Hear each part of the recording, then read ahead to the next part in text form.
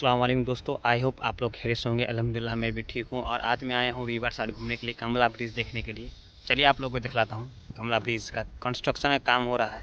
तो दोस्तों अब यहाँ से मैं जितना ही बात बोलूँगा सब नेपाली भाषा में बात बोलूँगा। पुल को नजिक जानको लागि हामीहरूलाई कमला ब्रिजको नजिक जानको लागि हामीहरूलाई यो काठको टेम्पोररी ब्रिजमाथि चढेर उता जानुपर्छ। जुन मोटरसाइकलहरूलाई 20 रुपियाँ दिएर उता जान दिन्छ, तर मान्छेहरूलाई त्यही फ्रीमा।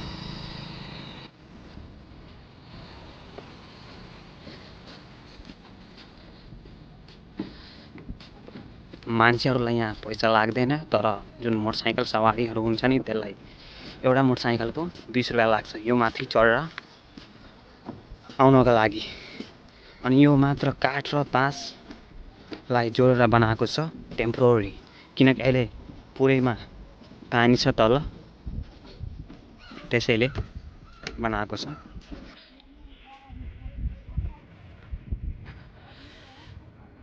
तपाईँ हेर्न सक्नुहुन्छ पहिला यहाँदेखि त्यहाँसम्म पुल थियो, तर अहिले दोस्तों यही हो कमला ब्रिज।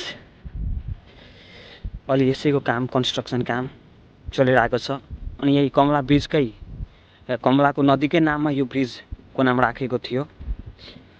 अनि तपाईँ हेर्न सक्नुहुन्छ अहिले कन्स्ट्रक्सनको काम भइरहेछ। धेरै ठुलो ठुलो मसिनहरू आएको छ अनि जेसिबीहरू पनि छ। यो पुललाई अहिले 15 वर्ष भइसक्यो। यो पुललाई 15 वर्ष भइसक्यो, तर अहिलेसम्म यो पुल रेडी छैन। यो पुल रेडी थियो, तर 3-4 साल पहिला एउटा ठुलो बाढी आएको थियो। त्यो बाढीमा उद्घाटनभन्दा 2 दिन पहिला नै यो पुल भत्कियो। यति ठुलो बाढी आएको थियो कि यताको पनि भत्कायो, अनि उता धनुषा छिर्ने लास्ट पुल छ नि त्यहाँ पनि भत्कायो। तर अहिले यता सिराहातर्फको काम भइरहेछ अनि उता पनि भइरहेछ, धनुषातर्फको पनि अहिले काम भइरहेछ। यहाँ हेर्न सक्नुहुन्छ मान्छेहरू कति कठिनाइबाट ट्राभलिङ गरिरहेको हुनुहुन्छ। यो जुन ब्रिज छ त्यो दुईवटा जिल्लालाई जोड्ने ब्रिज हो, सिराहा र धनुषालाई। केही दिन अगाडि नै 2082 मङ्सिर 5 गते हाम्रो मिनिस्टर कुलमान घिसिङ र हाम्रो केही जेनजी युवाहरू पनि आउनुभएको थियो हेर्नको लागि कि अहिलेसम्म यो कमला ब्रिजको कति काम भएको छ अनि के समस्या छ। तर अहिले पनि काम एकदमै बिस्तारै चलिरहेछ, एकदमै बिस्तारै। यो हाम्रो जुन इन्जिनियर छ यो पुल बनाउने, त्यसले भन्नुभएको छ कि 3 महिनामा यो पुल सञ्चालन भइहाल्छ। तर मलाई यस्तो छैन कि जुन पुल 15 वर्षमा 15 र 14 वर्षमा अहिलेसम्म सञ्चालन भएको छैन भने यो पुल 3 महिनामा कसरी सञ्चालन हुन्छ। मान्छेहरू एकदमै कठिनाइको साथमा सिराहाबाट जनकपुर र जनकपुरबाट सिरा ट्राभलिङ गरिरहेको छ। तपाईँहरू हेर्न सक्नुहुन्छ एकदम कठिनाइको साथमा यिनीहरू ट्राभलिङ गरिरहेको छ। तर हाम्रो नेताहरूलाई केही टेन्सनै छैन। यो ब्रिजको माथि चढ्ने अनुमति छैन र यो माथि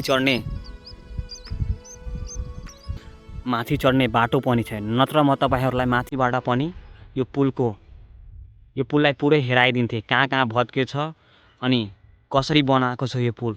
कि उद्घाटनभन्दा 2 दिन अगाडि नै भत्कियो यो पुल भइरहेछ। म तपाईँहरूलाई अगाडिबाट पनि हेराइदिन्छु, अगाडि गएर नजिक गएर हेराइदिन्छु कि धनुषातर्फ पनि काम भइरहेछ। उता पनि जेसिबीहरू चलिरहेछ, मसिनहरू पनि चलिरहेछ। तपाईँहरू हेर्न सक्नुहुन्छ कसरी भत्केको छ यो पुल।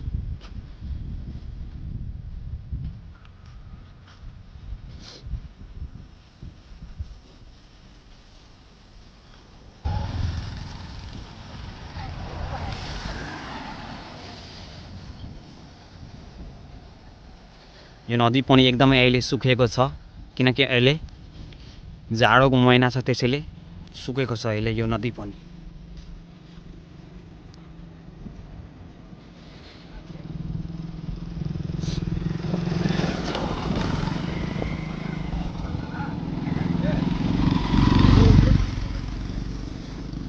यो जुन पुल छ त्यो हुलाकी राजमार्ग जोड्ने पुल हो।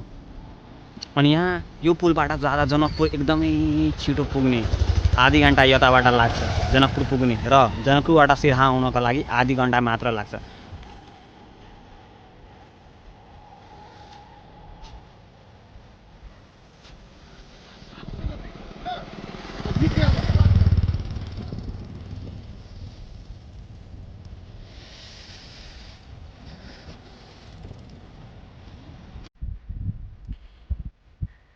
यदि यो पुल 3 महिनाको भित्रमा तयार भइहाल्छ भने, सञ्चालन भइहाल्छ भने हाम्रो सिरा र जनकपुरको मान्छेहरूलाई एकदमै आसानी हुन्छ क्या, सिराबाट जनकपुर जानको लागि, जनकपुरबाट सिरा आउनको लागि।